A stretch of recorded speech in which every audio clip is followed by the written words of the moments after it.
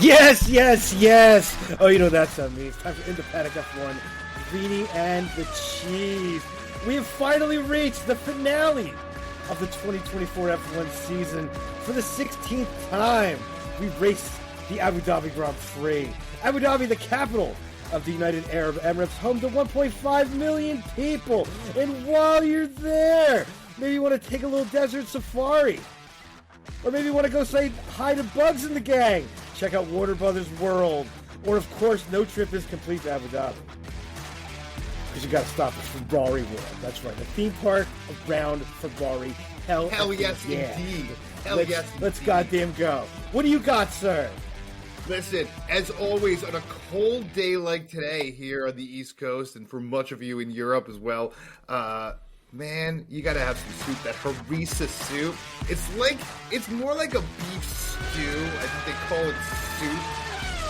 You can't eat it on the street. You gotta have somewhere to eat it. Unlike most of my food, you stuff in your face as you walk. Sit by the fire, some harissa soup. Eat that shit. That's good stuff, man. That's good stuff. That'll warm your body up on a cold day like today. All right, well, you know what, though? This ain't no travel show. This is an F1 show. We're racing the Yas Marina circuit. 3.28 miles, 16 corners, 2 DRS zones. You give it the full beans for 65% of your lap. And, oh, boy, we got a finale today, boys and girls. The Constructors Championship was on the line. A kerfuffle in turn 1 as Max takes out Piastri. Lando skates away, though, and never look back from there, boys and girls.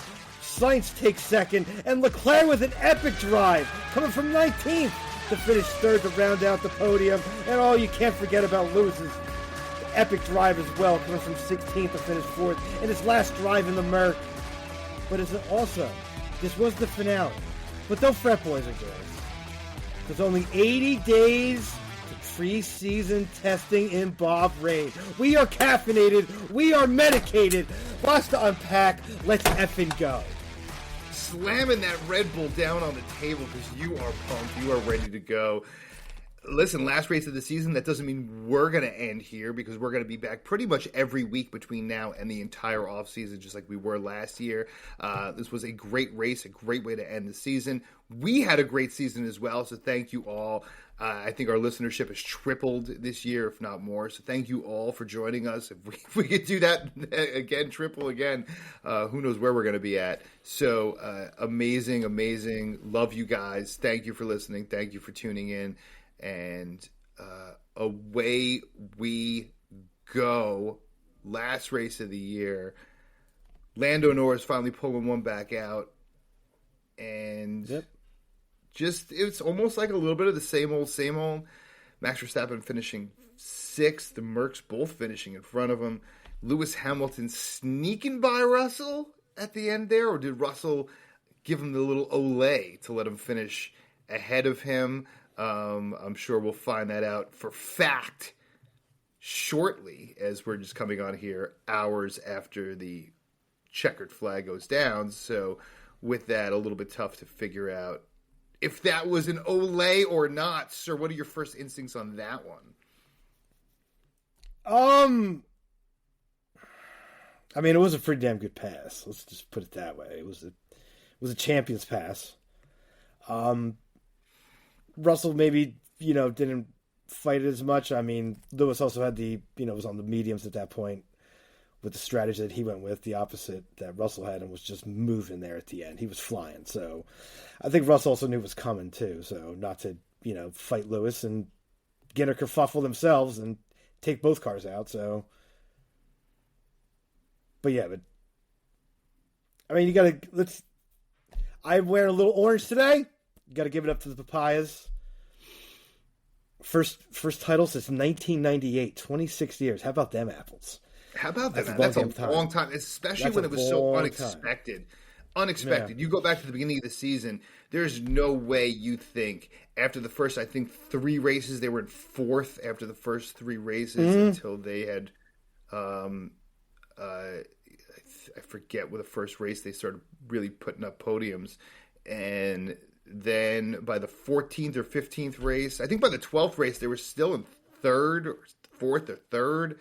And then halfway through the season, even past the halfway point, They took the lead in that Constructors, and they rode it all the way through to the end. Yeah. Ferrari threw everything they had at them. We're going to get a little bit to where Ferrari effed up in the season, because they obviously had, if one thing goes right for Ferrari, they win the Constructors, or at least today would have been one of the most interesting, exciting day for Constructors at the end of the season. Yeah. Probably the most interesting last race of the season for sure, since we were here 4 years ago, or 3 years ago now. Feels like forever ago, the Max versus Lewis finale of the season. So it feels like forever ago at this point. But that's the last time we were competing in that way. So it would have been an unbelievable day. And the beginning of that race with the Piastri Max kerfuffle would have been the biggest news ever, or at least over the last couple of years. If we were really, really as tight as we probably could have been, and Ferrari's probably sitting there as close as we should have been. I'm not going to fire off any questions at you yet. Any last reflections or thoughts about today's race, Cheese? Well, just look at McLaren, where they've come in 2 years from being, plumb bottom of the field to hoisting the Constructors trophy in 2 years. It's a massive turnaround. Massive turnaround.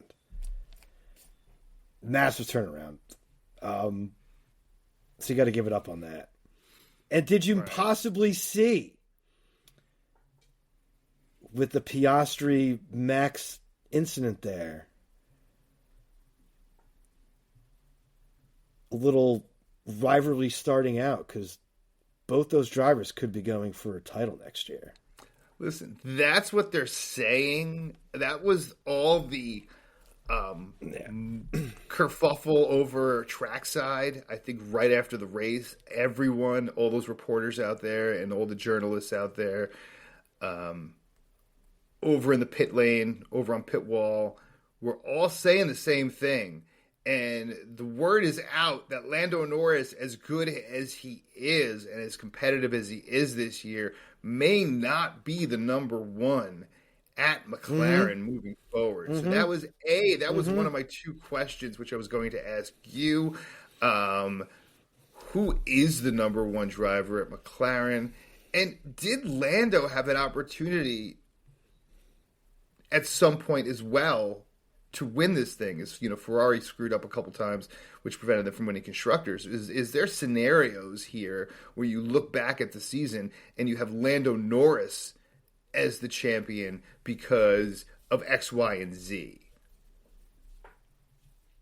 Yeah, probably. Definitely. We've spoke about it in our prior episodes that we've of the program here. Go back to like Hungary. When they swapped spots there, that was a point chunk there. Probably, maybe even you could have even, if they wanted to go for the drivers, they probably should have made a decision earlier in the year that this is going to be the way it is, and that's just it. But right, and obviously going into the season, that wasn't the thought process. That was not their plan. Once you get to a certain point of the year where drivers are in the standings, you have to kind of make a decision at that, and not just run the two-driver thing. But that was the papaya way, that there's no number one. So maybe they'll learn from this year. And when it gets to a certain point in the season and somebody's further ahead and closer to that point next season, maybe they'll make that decision early in the year. All right. Very fair. To go for Second question I have for you, before, of course, we head over to Quizmaster's cockpit momentarily. Getting myself ready to get smattered once again. All right. All things considered equal, in the 2024 season, which just wrapped up only a few hours ago, if Lewis Hamilton replaces Carlos Sainz from day one for all 24 races, does Ferrari win the Constructors? Oh, I don't know. Some food for thought going into 2025. Yeah.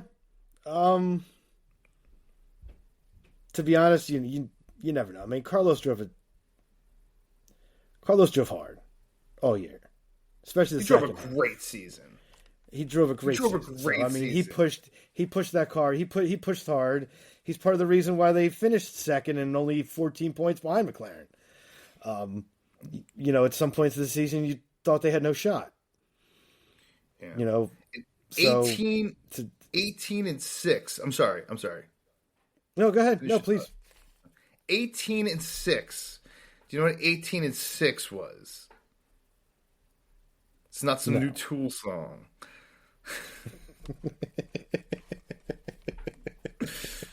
It was George Russell. It was George Russell over Lewis Hamilton this season. And it really should have been 19-5.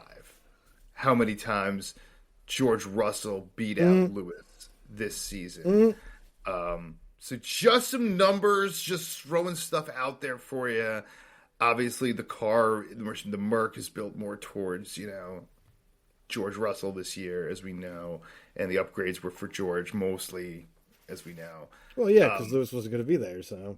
So we know that, but at the same time, very, very interesting. Questions we might be seeing answered next year. Who knows what Lewis is going to do next year? He might squeeze one more year out of that lemon. And when there's a podium, I think Max Verstappen said it. It was either after. It might have been after Vegas. And I think Max said it. He said, if Lewis has a sniff of a podium, like old Lewis comes out. So you could see at the last, few races here. He can still drive. Let's be honest. He can still drive. Lewis can drive damn straight, and it's exciting. It's exciting to see where we might end up next year. Could Ferrari completely implode with Lewis? Can Lewis and Charles going to not have as good a relationship as we think they might have? These are big personalities and big celebrities on their own. And I really can't remember a time where we had two really big celebrities like this driving on the same team. Pro Senna? It's been a while. Yeah. That's the only... I can't think of anyone in between.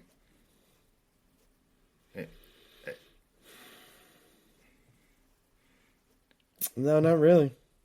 I mean, Lewis and Alonso for... Yeah, Lewis and Alonso for sure. I would even give it for, I don't know. That doesn't really compare to the Pro Senna, to be honest. Yeah, those are two Hall of Famers.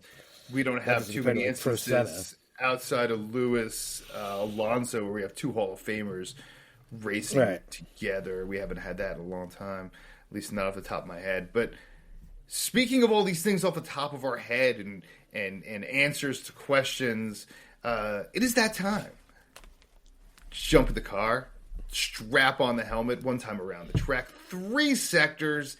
Each sector is a question from Cheese. You either get them all right, or you might as well have stayed home. It's Quizmaster's Cockpit. For one last time this season, what I've failed to do, and I don't know how to prepare for this crazy quiz, but what we need to do, what I need to do, if we're going to continue with this, is keep score during the year. So we can have like an end of the year number.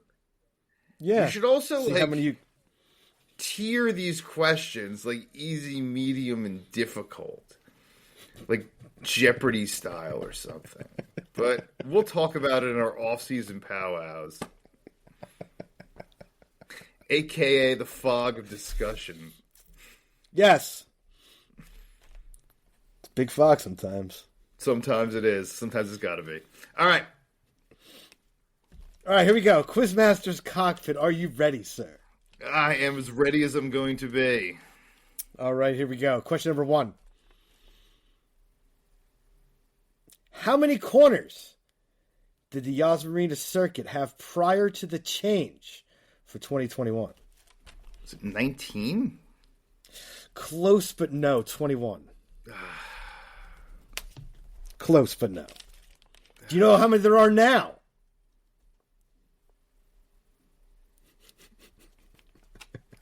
17 and a half.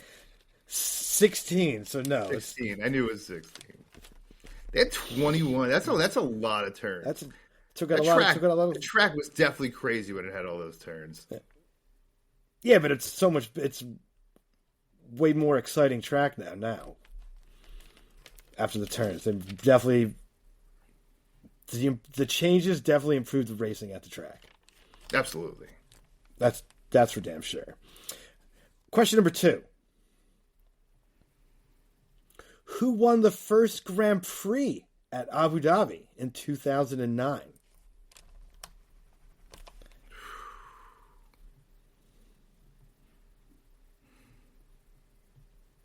Was it Lewis? No. Sebastian Vettel. Oh, Seb in a Red Bull. Seb in a Red Bull, that is correct. That's 0 for 2. The third question is a difficult one, so this could be to end the year. Usually it's the ones I end up getting. What'd you do last time? Last time you were 0 for 3 as well, as I look back in the books here. Yeah. I think I was like 1 for or 2 for a good part of the season, but towards the end, the last couple questions here have been pretty tough. Got it. Final question. McLaren won their first Constructors Championship since 1998. But the question is, in what year was the first Constructors Championship awarded in Formula One? Was it 67 or 68? 67? That is incorrect. 1958 was the first year that the Constructors' Championship was awarded, and the winner that year was Van Wall, actually. Oh. Way back in the day. The winner, I believe, that year of the Drivers' Championship was Mike Hawthorne. I'd have to look it up, but off the top of my head, I don't recall. Well, I'm trying to sneak some extra credit. Well, you don't get you get none of that here. You get none of that here. When you're a kid, 1958 F1 World Champion Mike Hawthorne. That is correct. It's at the bottom when you scribble when you're screwed on a test and you try to kiss a little ass to the teacher and be like, I might not know the questions you ask, but I know shit. Just not the ones. I know. So that is an 0 for 3 to end the year. I know other things. I just know what you ask. Not good. Not good. So, as decreed long ago on this program, how you perform in the cockpit determines how we go next, and that'll take us right to losers. I really didn't. It was kind of hard to pick losers today. But, Lance Stroll, 14th, just, another mess. Another mess. I mean, is it time to get him out of there? Maybe get Felipe Drogovic in that seat? If this team really wants to go somewhere? It's not going to happen, but it's pretty bad. No, it's not going to happen, but it's... Yeah. What was the split this year? What was the split? I'm going to look that up as you talk. Between the two of them? Between Alonso... Oh, it had to be Alonso a lot. Versus, I couldn't have been much. All right, keep going. I don't know, Bottas. That big lockup, smack it into Magnussen. It's, probably his final Grand Prix, too. That was, especially under that great qualifying. They just went completely backwards right at the start there. Yeah. Yeah. Those would be my losers, I guess. It was kind of hard this week, to be honest. Yeah, it's not easy. What you got? I don't got that off the top of my head here. Sorry. I was looking up Alonso versus Stroll there, so I got slightly distracted. Did you talk about Yuki? Did you give him a lose? No. No, because Yuki deserves to be a loser this week. He had an opportunity. That's a bad start. He had an opportunity to get points at the end of the season. He was getting better and better. He was talking a little shit. He had his chest out a little bit, talking about how he deserves his Red Bull spot, and then comes out and kind of puts up a clunker. He just missed out and getting top 5 rows there. Couldn't make that. So obviously tough to get into the points when you're starting in row 6 anyway. And just couldn't make up any time. Obviously screwed up right at the start of the race, which put him right behind the 8 ball the entire time. That was an opportunity for him to get points, and they missed out. And they finished, I think, 8th behind Haas and Alpine this year. And they were talking about finishing 6th this year, and they could have done it. But they ended up being a complete mess. We talked about them finishing 6th, maybe even 5th this year. I really thought 6 was like a shoo-in for this team, and Yuki just proved today that's why they ended up finishing 8th when 6th was definitely a possibility, and fighting for 5th was on the table, especially the way Aston Martin drove, specifically Lance Stroll. So those are my thoughts on that. I don't even know if that's funny. It's just like straight truth. I know it is. Sauber, I'm going to give Sauber the loss because they ended up picking it up so much over the last, few weeks here, few races. The last 3 races of the season, the first 2 legs, they really look good in Vegas and then last week in Qatar. And then this week they had an opportunity to compete for points and they blow it, and they blow it again. And Bottas looked great when he finished, I think, second in Q1. I think he was up towards the top of Q1. They had it, and then they just blew it. They didn't even compete, not even close for a point today. And they really wanted to see them after 4 points last week with 0. 22 races, 0 points. Races end, 6 freaking sprint races on top of that. They're just giving away points. They're giving away points now in F1. And they got nothing, a goose egg until last week. They finally put something up and come back completely uncompetitive at all. It was 4 points was like a party for them, right? And they don't show up at the dinner. I don't know, you saw all those pictures from the dinner all floating around the annual driver dinner. I didn't see Joe or Valtteri Bottas on any of those photos. Maybe I missed something. So I apologize if I'm... I didn't see it, so I cannot comment on that. But those who saw it, if anyone saw Bottas or Zoe at any of those team pictures that they put out at their team dinner, or not the team dinner, the driver dinner at the end of the year, pretty much everyone was there. I didn't see K-Mag either in any of the pictures.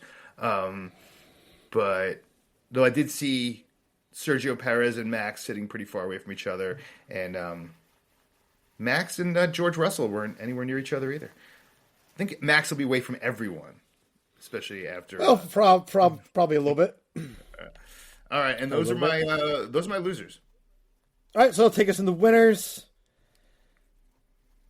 Got to give it up to Pierre Gasly and Alpine, taking that 6th spot, coming on strong late in the season. I know it's breaking your heart. Sticking it in your craw, grinding your gears. I called this in Vegas. I watched.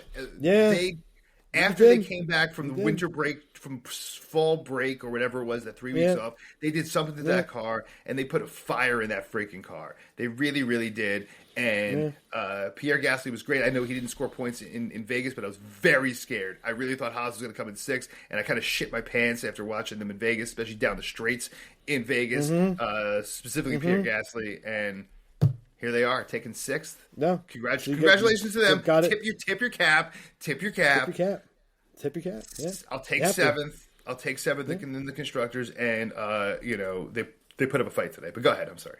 Yep.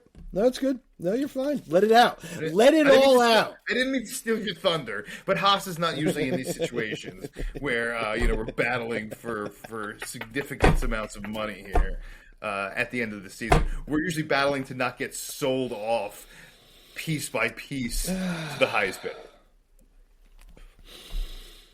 All right, and second winner, I'm going to say it again. We talked about it earlier, but Charles Leclerc, that was some drive. First 2 laps from 19th to like 7th or 8th. It's absolutely brilliant. Just carved up through the field. I mean, they needed a miracle and almost pulled it off. So, got to give it up to him. That was absolutely fantastic. Right behind the 8 ball with the battery issue, right off the bat there, with the having to start way back. It was just, that was a brilliant drive. Got to give it up to him. Little homerish, but I'm allowed. No. Listen, that was a win. That was a win today. Absolutely, that was a win, and you got to give it up to him. I'm pulling up some stats here. I want to see the end of the season constructor standings as we stand here for 2024, because it only ended up being only 7 points. 7 points is a lot.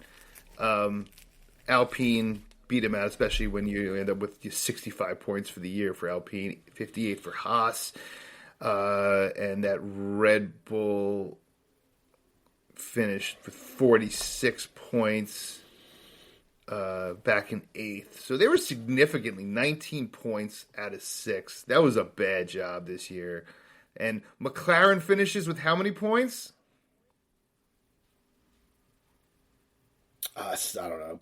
14 points more than Ferrari. 14 points more than Ferrari. So Ferrari had 652 points. How many does McLaren finish with? I'm not doing math right now. I'm too medicated for that. It's 666. Well, it's the number of the beast, so that's great. That's there great. You go. They finished 14 points higher than Ferrari with the 666. So are you telling me they sold their souls to the devil, McLaren? They might have sold their souls to the devil. I think that's what we have to go. Is that what you're telling me? McLaren finishes the name of this. Absolutely, I think the name of the episode is definitely 666 points. McLaren sold. You heard it here first. We'll get Satan on the line because McLaren finished with 666 points. I'm sure that'll be spoken about in many, many places. And Merck way back there. So Haas did finish. Let's take a look at the drivers. What are your winners? Who are your winners? I'm judging a lot by the. Hold on. Nico did finish 1 point out. Son of a bitch. He did finish 1 point out, Nico Hulkenberg, behind Pierre Gasly. Gasly finished top 10. How about that? In 10th place. And Nico Hulkenberg finished in 11th with 41 versus 42. So that was damn close. And Sergio Perez finished like 75 points behind Lewis Hamilton. Oh, you want winners? I'll give you winners. So, yeah, definitely Nico Hulkenberg. I got to give it up to him for finishing 8th and getting some points for Haas at the end of the season, finishing with a little dignity and respect. I think K-Mag got fastest lap to pick up steal a point at the end there. So I'll take that for sure. And winners are slim pickings. They had to give it to Jack Doohan. I mean, I know we don't really give it to them without points, but for his first race, thrown in there for finishing. I'll give it to him for finishing. A week ago. Because he found out Sunday he was racing this week. So it is not as a difficulty-wise. This is the more difficult tracks to drive on. So I would say pretty tough as far as his situation is concerned. And he goes out there and still finishes 15th, but finishes the race. And it was funny listening to him after the race. If you listen to the post-race, they're interviewing him, and he's like, "Yeah, I use more energy during just the medium tires than I do in an entire F2 race. That's how much energy I had to expend." So he was not used to that at all. He was just shocked by the learning curve. The only way to know how to run an F1 race, there's no way to simulate it. There's no computer that can simulate it. There's no track that can simulate it. Is to go against the best in the world on the track. Yeah. And they gave him that opportunity. It's fantastic. I think because Ocon is testing with Haas. And that's why I'm actually pumped about Haas right now, because it might all be downhill from here, and it could be drama time. We'll see with 2 new drivers. And I'm going to end before It's a we get smart- to the slap. To be honest, it's a smart. Just pop in here. It's a smart move by Alpine, to be honest. I mean, the Ocon thing just completely imploded there at the end. So, to be honest, it's probably a smart move to get him in there, throw him in there last race of the year, let him get a head start heading into 25. Probably have him do the tire test or the end of season test that they do in the next day or couple days here in Abu Dhabi. So it just gives him a head start, which is probably a damn smart move. Yeah, and only 2 of these teams on the grid as of right now are keeping the same lineup. And one of those is going to switch their number 1 and number 2, most likely, depending on what preseason testing looks like between. So something definitely keep an eye on in preseason testing is going to be what does Lando Norris look like against Oscar Piastri? Yeah, fair. You get a little hint. You get a little hint of it. I need to slap my goddamn for that. I need to slap my goddamn for that. I need to slap. All right, keep slapping yourself. Keep slapping yourself because somebody's got to slap themselves. This was a tough one. We went back and forth a bunch on this. But Cheese, do you want to hand out the slap? I am going to let you give the finale this year. All right. I'm going to butter myself up here, get my hands all ready for a stinging slap because I'm going to go back in a time machine. And I'm going to go back to this year, to the Spanish Grand Prix, when Ferrari brought those upgrades that ended up being downgrades. Yeah. And it shows how when you screw up even one thing, it could affect the entire season. And it affected it clearly today. So more points on the board really would have created a extraordinary scenario for today if the points were that close. Ferrari could have pulled it out. It was really just one race, one weekend where they screwed the pooch big time, and it all came back to roost today. So it really just shows, even though we have 24 races in the season now, how every single race weekend, and every mistake you make or potentially make can derail you from being the best to being the second best. And the difference, I don't know, money-wise, first and second, it's pretty large. It's a pretty large money difference. Probably like $20 million or something, I think. Besides the prestige of winning the Constructors' Championship, which obviously for many is probably more important than that $25 million boost, which I would take $25 million at any time if that's the difference. So really, that's the difference in that. So you really got to go back and slap yourself for that. And that's fair. Didn't get too many slaps. I'm sure we slapped them. I got to go back and listen to the episode. I'm sure we slapped them for that. So it's a turnaround slap. Sometimes 6 months goes by, and you remember you did something that you already slapped yourself for, but you slap yourself again. So season finale, we're bringing back slap yourself again, and that's all I got. I think that's fair. That's fair. Absolutely fair. 100%.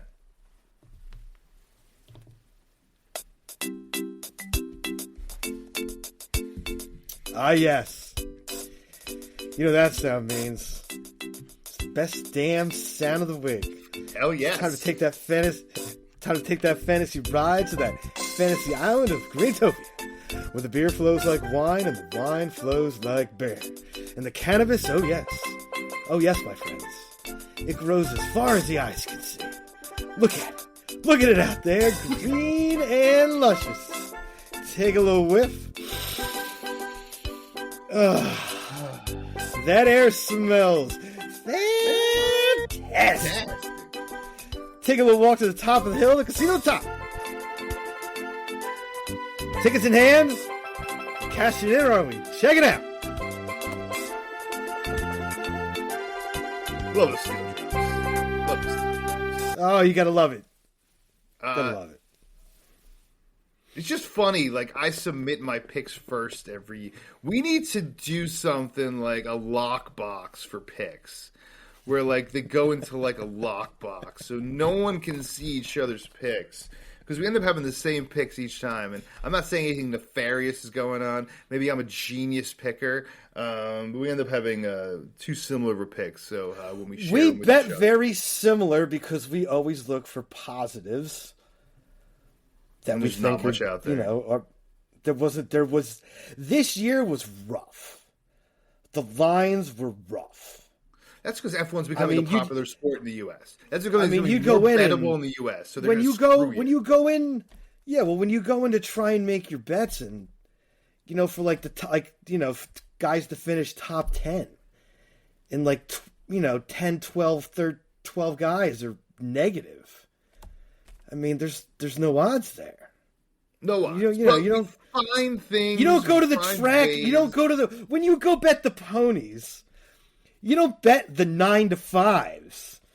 You don't bet those. You bet the 12 to 1s. The 10 to 1s. You bet because you want to get a little payday out of it. I don't know about 10 to 1. I'm okay with 2.5 to 1. That's not a bad odds.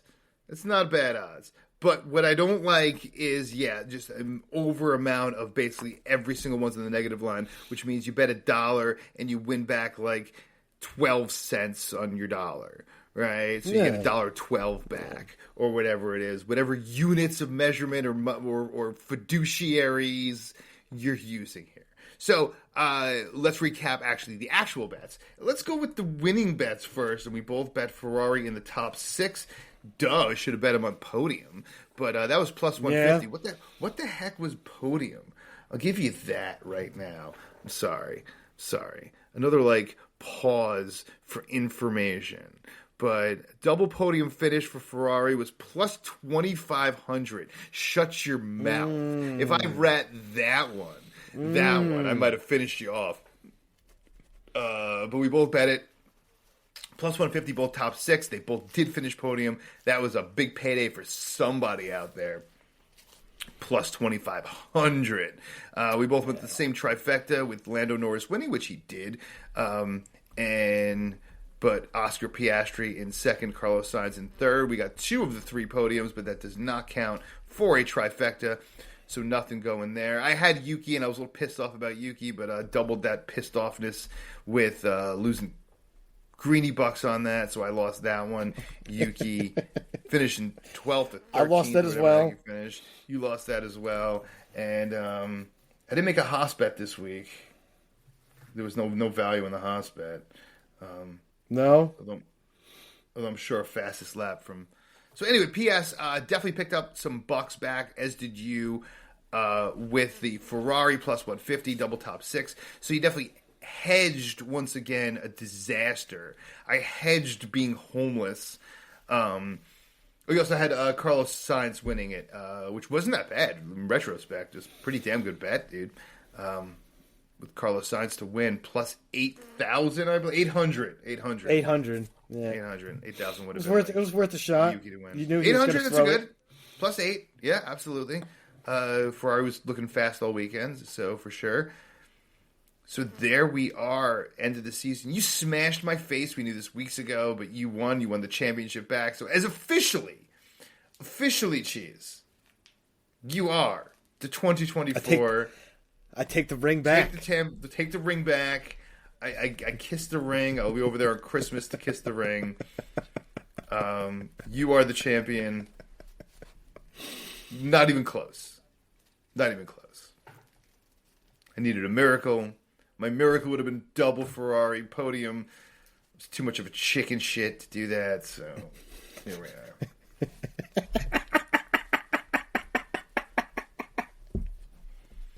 All right, you got some news for us? Oh, yes, it's time for In the News. I got a couple things here for you. What about the Max telling Russell he's going to take him out after qualifying Qatar? What's your thoughts on that? I think it throws a little spice for next season. I think they were heated. I think Max is putting some good rivalries up for next year.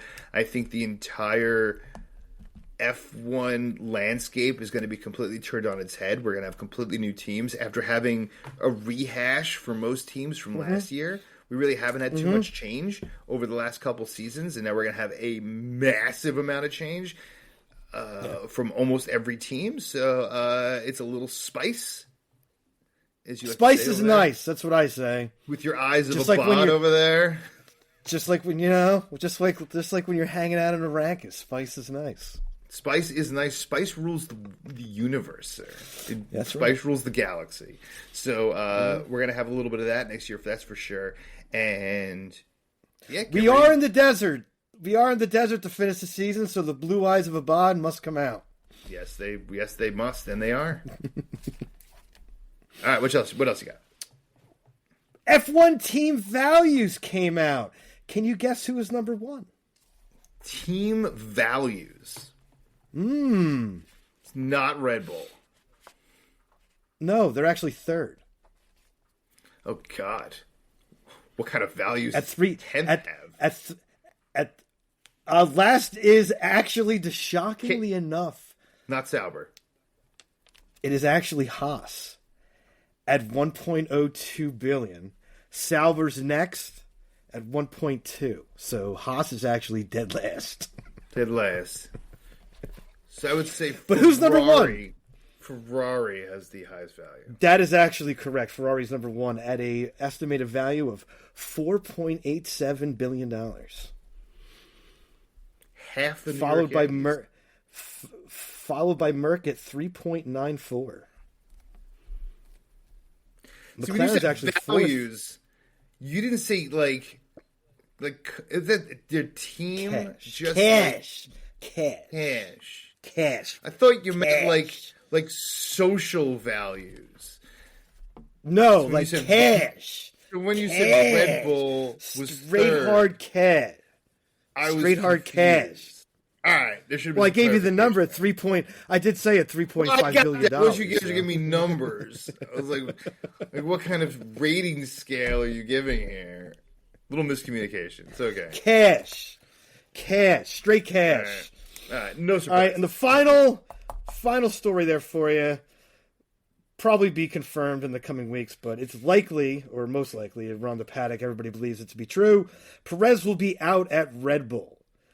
And Lawson actually will be taking his seat as Yuki Tsunoda apparently rubbed staff at Red Bull the wrong way. It's going to cost him his seat there. And the F2 champion Isaac Jar will take the second seat at Cash App.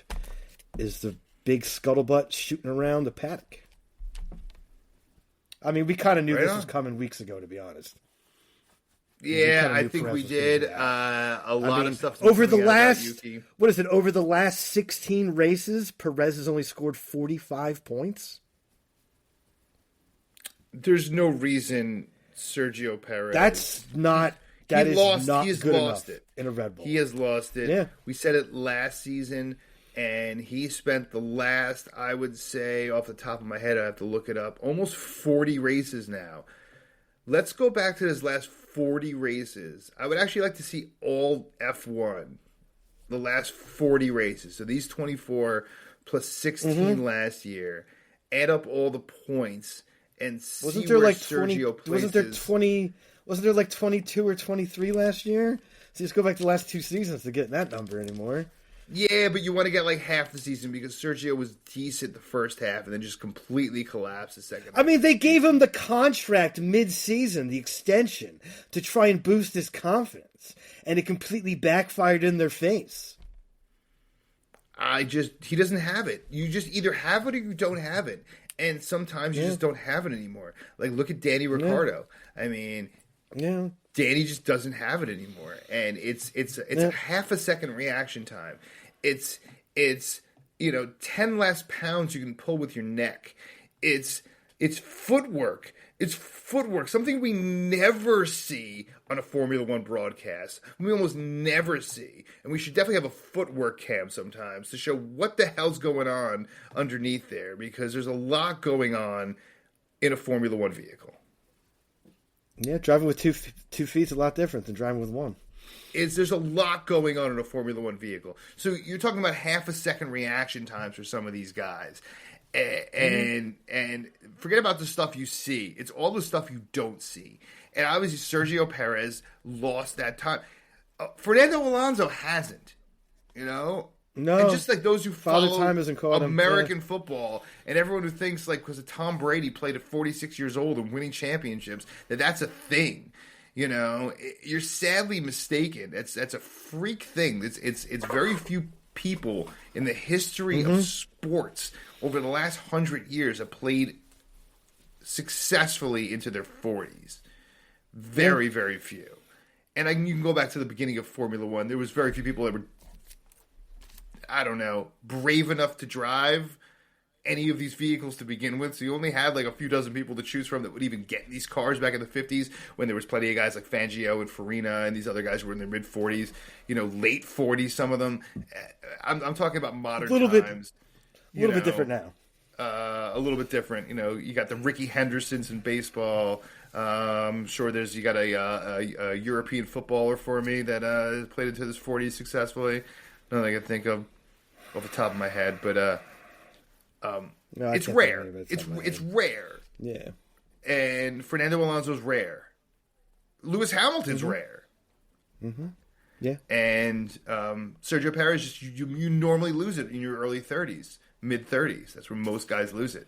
So I don't think there's anything wrong. Sergio Perez had a fantastic career. I think for many reasons he should have bowed out last year, especially when the team knew that he was just wearing down and his reaction time wasn't the same. They have this data. They have this better data than we can ever get, ad nauseum. Yeah. So they should know if certain things are slowing down. And to bring him back, I guess, is okay. But then to lead him on and lead Red Bull fans on. Okay? Let's go there. Lead Red Bull fans They on. did it to try and boost his confidence, and it didn't work.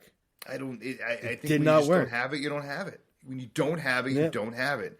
Formula One's a young man's game. These guys are 18, 19, 20 years old jumping in F1 cutthroat. cars. Formula One is cutthroat. Formula One is cutthroat. Absolutely. There's always It is someone cutthroat. nipping. You don't put the numbers up, someone will take your seat. It's Absolutely. the top 20 drivers in the world. Every country in the world races. They race. They have race car drivers. So you're just in a shit position because every single country in the world is bringing someone at you. That's why I love, that's why people love, especially the EPL and these leagues like this. These world leagues that attract now, and the NBA in America that attract the best talent from every country in the world, from under every single rock. And to all come together, the best of the best of the best from all over the world, where it's a global sport. Mm-hmm. Formula One has that. The NBA has that. Soccer has that. Football. Not many sports have that. Hockey is a sport that's limited. Baseball is a sport that's limited. There's a lot of sports. Rugby is a sport that's limited. You're not getting the best talent in the world because it's not all over the world. Cricket is limited. These sports are limited talent-wise, but not Formula One. Unlimited talent-wise. Anyone can join. Anyone can race. Everyone knows what a car is all around the world. I'm going to have someone from Antarctica one day. Everyone knows what a freaking car is. So, I'll leave it at that. And everyone's nipping at your heels, and the competition is massive. Look at all the young drivers. Yeah, all the young drivers. And next year is going to be fantastic. Fantastic. 2025. I really think. Because I can tell you that Red Bull, McLaren, and Ferrari can all win Constructors next year. Yeah, I wouldn't even take Mercedes out of it. You could throw them in there too. I don't know if I would throw Mercedes in. I think Ferrari and Red Bull are definitely going to be the front runners. I'm sorry, Ferrari and McLaren are definitely going to be the front runners. But you can throw any of those teams. I can give you 4, 5, maybe 6 different drivers that can compete for the championship next year. Yeah. When's the last time I've been able to say that? Yeah. I can't recall. It's been a really long time. Not that many. Max might come out with Red Bull and just dominate the whole season. I don't know. Also, this season has taught me that a team like Williams can turn around.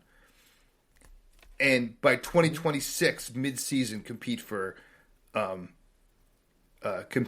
title, a constructors title or something. So that's also what the new season regs has in shown. too, so that'll be interesting. I understand, but it just shows me how what you see today and what you know to be true after testing and after whatever we're going to go through over the next few months between seasons is not what you may get at the end of the season. So no, yeah. Or we could just go back into the old school, and it could just be, McLaren dominating for the next 8 years. But I guess we'll have to see. Have to see. We'll be back, though. We'll be back very soon, most likely next week, with a wrap-up of the entire season. Because so much happened this season. This was not a typical season. We haven't seen this season probably since 2012. So it definitely deserves a wrap-up, probably another 45-minute show here. And then after that, we'll definitely be spreading out some shows. We'll definitely bring you lots of entertainment and lots of good stuff between now and next season to carry you through. Thank you all. Thank you all. All of you for by Absolutely. far the most downloads we've ever had. And so you guys, we make are this very happen. appreciative We do this for here. you. We are humbled by what we see. I think I don't even know how many countries we were on this year in the Apple, top 100s.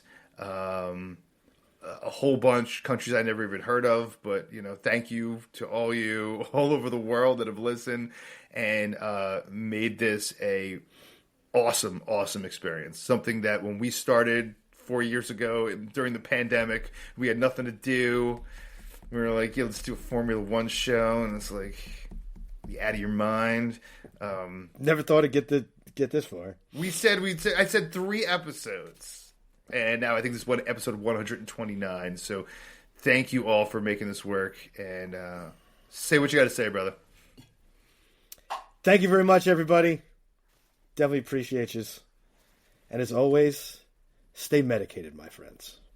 Peace.